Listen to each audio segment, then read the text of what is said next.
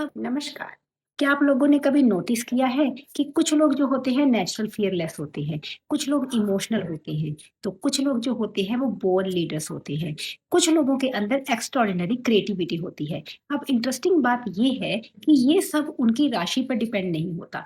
कि वैदिक एस्ट्रोलॉजी के अंदर हम किसी भी पर्सन की पर्सनैलिटी को, उसके इमोशनल पैटर्न को और उसकी डिसीजन मेकिंग स्टाइल को जो समझने का सबसे आसान तरीका होता है नक्षत्र को समझना।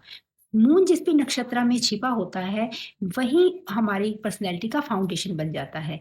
मून हमारे माइंड को, हमारे इमोशंस को, हमारे सबकॉन्शियस प्रोग्रामिंग को और डेली रिएक्शंस का सिग्निफिकेटर होता है। जन्म के समय मून जिस नक्षत्र में है, वही हमारे करियर के बारे में डिटेल से बता सकता है। आज के स्पेशल वीडियो सीरीज में हम बात करने वाले हैं मून इन डिफरेंट नक्षत्र की। सबसे पहले बात करेंगे अश्विनी से लेकर के अश्लेषा नक्षत्र के बारे में।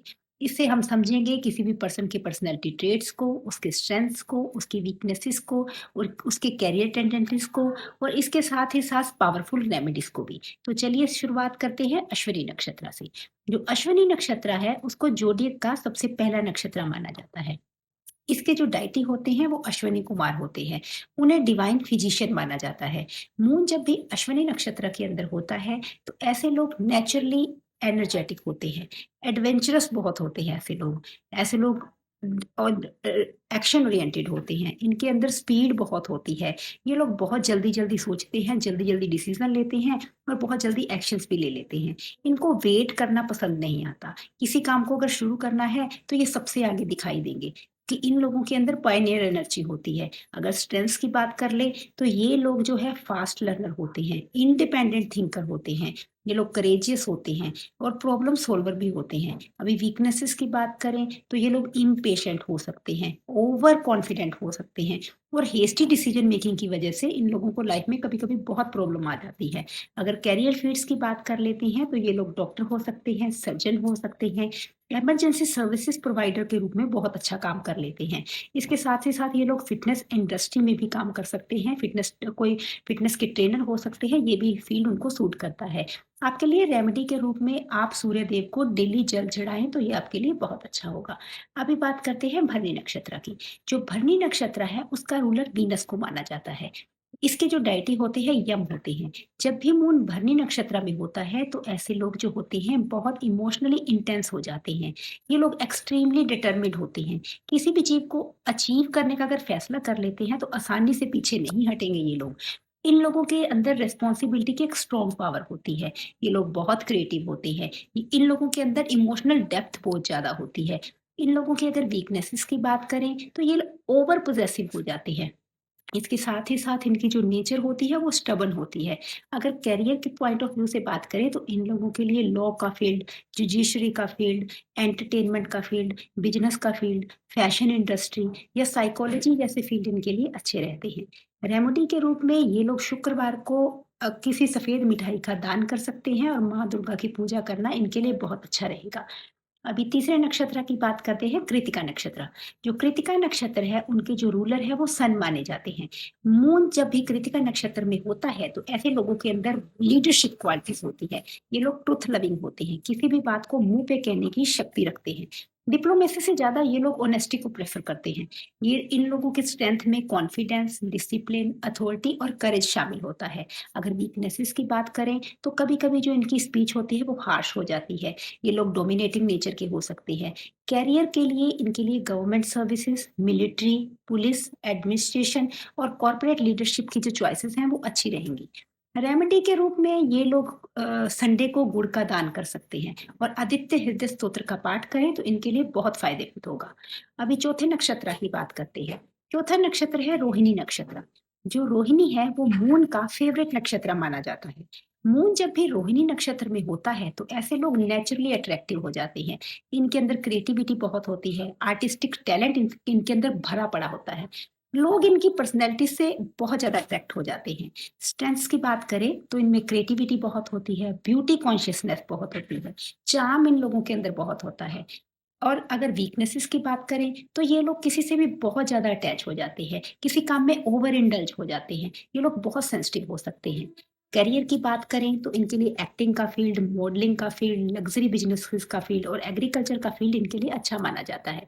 रेमेडी के रूप में इन लोगों को भगवान शिव की पूजा ज़रूर करनी चाहिए।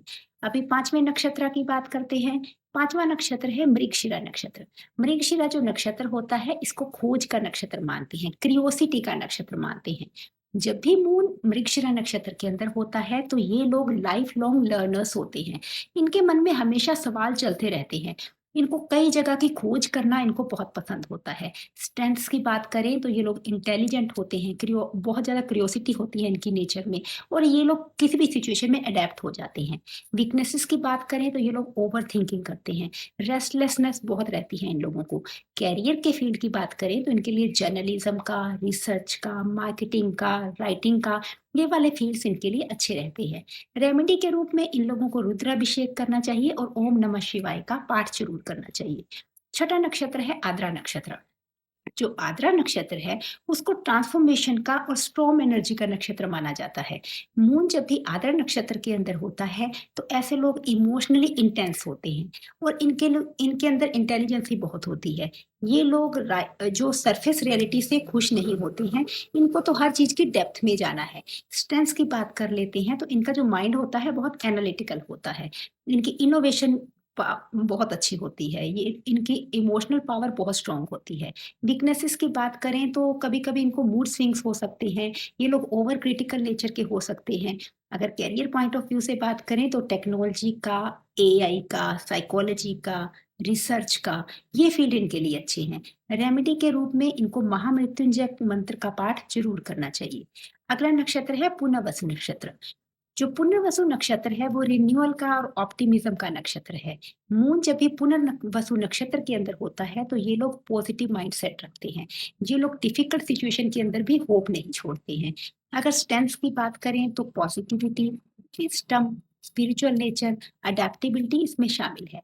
वीकनेसेस की बात करें तो ये लोग एक्सेसिव ट्रस्ट किसी को भी दिखा देते हैं। कैरियर के लिए टीचिंग का फील्ड, काउंसलिंग का फील्ड, स्पिरिचुअल वर्क और सोशल सर्विसेज इनके लिए बहुत अच्छी मानी जाती हैं। रेमेडी के रूप में ये लोग भगवान विष्णु की पूजा कर सकते हैं। 8वां नक्षत्र है पुष्य नक्षत्र। पुष्य को सबसे ज़्यादा ऑस्पिशियस नक्षत्र माना जाता है।